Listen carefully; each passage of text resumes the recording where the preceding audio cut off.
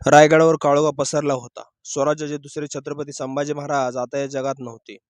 मोगलांनी रायगड जिंकला आणि महाराणी येसूबाई आणि शाहू महाराज कैदेत गेले.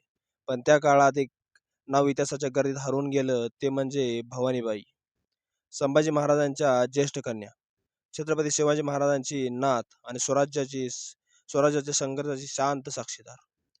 4 सप्टेंबर 1678 रोजी शृंगारपूर येथे भवानीबाईंचा जन्म झाला. राजघराण्यात आनंदाचं वातावरण होतं, कारण स्वराज्याला एक शूर राजकन्याचं आगमन झालं होतं. भवानीबाई लहानपणापासून धाडसी आणि समजूतदार होत्या. राजकारण, स्वराज्य आणि संकट हे त्याने अगदी जवळून पाहिलं होतं.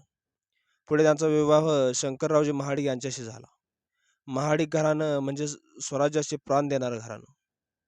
त्यामुळे भवानीबाईंच्या आयुष्यात संघर्ष आणि जबाबदारी दोन्ही एकत्र आली.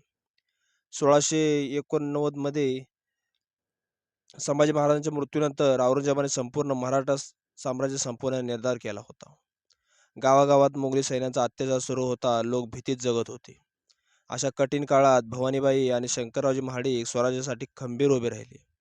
उद्ध्वस्त झालेल्या गावी पुन्हा उभारण्याचे काम त्यांनी सुरू केलं. जनतेला आधार दिला आणि स्वराज्याची निष्ठा जिवंत ठेवली. शाहू महाराजांचा भवानीबाईवर विशेष जीव होता. राजघराणं संकटात असलं तरी त्यांनी कधी हार मानली नाही. पण काळाने आणखी एक मोठा आघात केला. शंकररावजी महाडिक यांचं निधन झालं.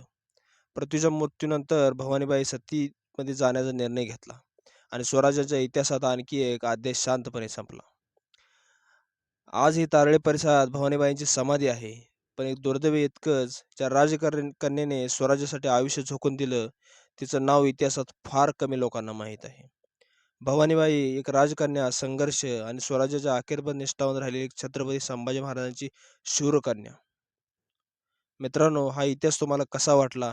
आवडला असेल व्हिडिओला लाईक करा, चॅनल सबस्क्राईब करा, आपलं मत कमेंट करा.